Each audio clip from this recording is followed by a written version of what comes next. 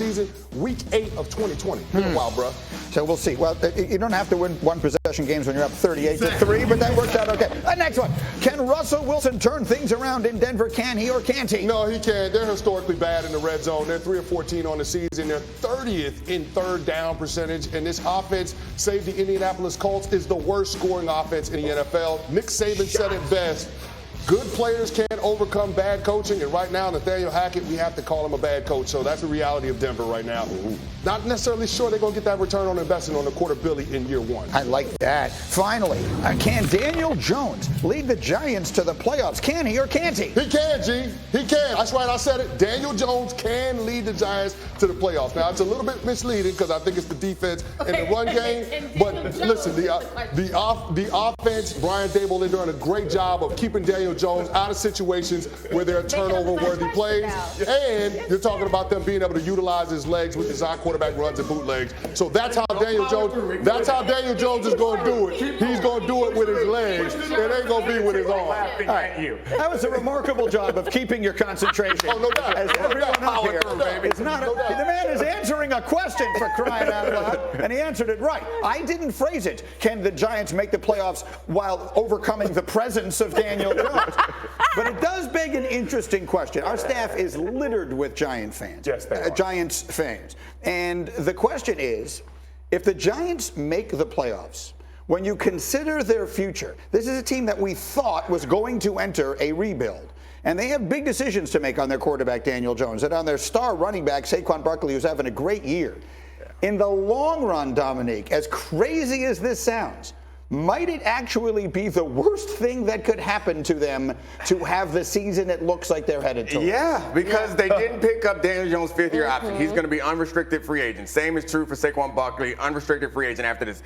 In order to keep those guys, you have to pay big money. If they make a good run, it's going to be hard to get rid of the quarterback and also the engine of the offense in that running back. They're going to tie themselves up to a quarterback who, at best, is okay, and a running back, and a running back who is great, but is still a running back and has an injury history, and also like the teams who make long runs in this league right now are not built around running backs. It's just not something that we see in the modern NFL. So it could be a problem. I think they'd be much better served to maintain the flexibility of that money without either of those two players. Kmart, you seem put off by this entire thing so far. What's your take? Because as great as Saquon is, I think when you have a new GM and a new head coach come in, they have to think long term. And I've seen teams, like the Steelers, to me, we talked about Steelers earlier, them going 8-8 and all that stuff, like that doesn't help you. Like that, just being mediocre in the middle of the pack doesn't help you. Be terrible. Get a high draft pick. Like, you got to think about the rebuild. Honestly, you got to think about the rebuild. With the Giants, there's a future beyond just this season. And with so many question marks, them making the playoffs is great for the fans and our staff. I love it. But then a lot of questions need to be answered. Is Daniel Jones their quarterback next year? I think he is. But here's the thing that people are. Daniel Jones is not going to demand the most money of a quarterback. He should not. You could literally get a pretty cheap quarterback that could help you with the way that Brian Daboll is going to run his offense. I will say this. If I'm going to keep a running back or draft a new, Saquon Barkley is ourselves out of this circumstance in one day or one performance. All right, so Kmart, you were there this weekend. That was your game. And look, Mike Tomlin, before the season began, so much of the faith in the Steelers was based on our never-ending faith in him as a coach. So with it going as badly as it is, what is a reasonable amount of the blame for this to lay at the feet of the head coach? So I think all of it. I really do. And that sounds really harsh, but as no nonsense a guy as Tomlin is, he's a great coach. Let me say that. He's a great coach, but that does not mean he's above criticism, right? As no nonsense as he is, I would have to think that Mike Tomlin, the way I know that he stands in front of these guys every week, I would have to assume that he has challenged them, talked to them about how what they display on this Sunday, that Sunday, is not good enough.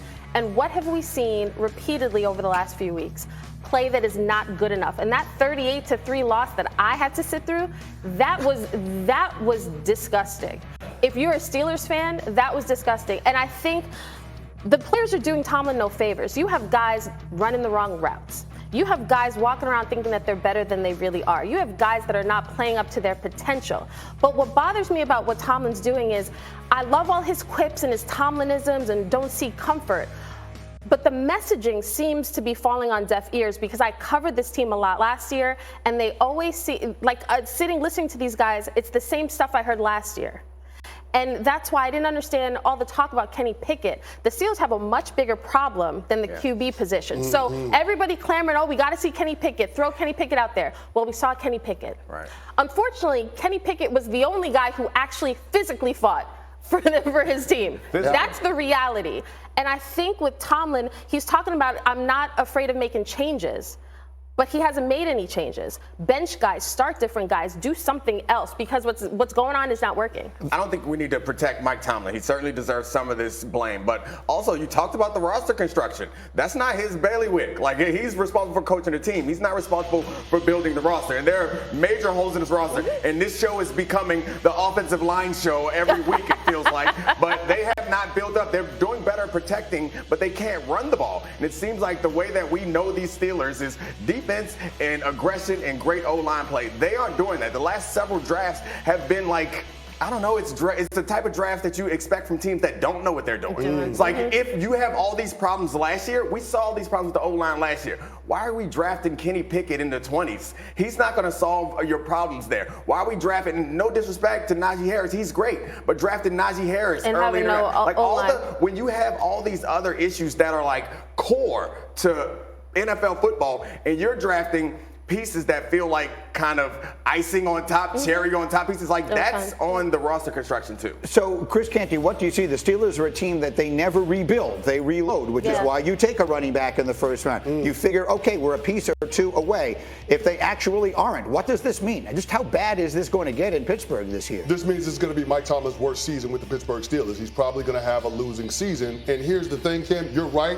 Mike Tomlin has to wear some of this because he is the head coach, but ultimately this is an organizational shortcoming because they didn't have an off-ramp from Ben Roethlisberger. If you look back to 2019 when Big Ben had that elbow surgery, you knew that that was the beginning of the end. You should have put a succession plan in place then. It would have been nice to maybe go the direction of drafting a quarterback in that 2021 class where you had 5 quarterbacks go in the first round. I'm not saying that that solves everything, but you look at that position, you also look at up front with the offensive line, to Dom's point, that O-line is 27th in run block wins. The back end of their defense is bereft of talent. You're talking about them being 24th in opponent QBR. It ain't Mike Tomlin's fault that Trey Norwood decided to try to do somebody else's job and get beat 98 yards on a sluggo. That ain't on Mike Tomlin. That's because you don't have the talent on the back end, and that's from the general manager, Kevin Colbert. Not Omar Khan, who just took over. That's Kevin Colbert. I just wish I could cry, or like one tear, because the offensive line coverage I mean, I'm just so happy. I can't tell you, it's like joy.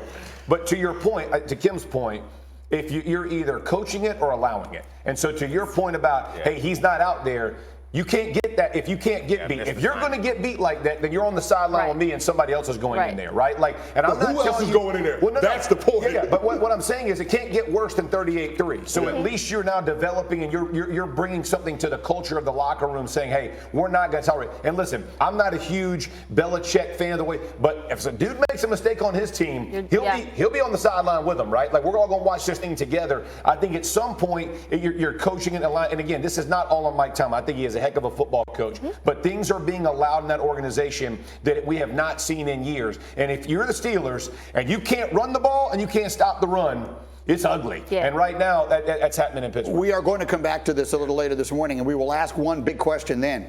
If they wind up with a top 3 or 4 pick, which our analytics suggest they're going to, do they take a quarterback in the first round again for the second consecutive year? We'll talk about that and more as we go. But right now, baseball postseason getting rolling. ALDS is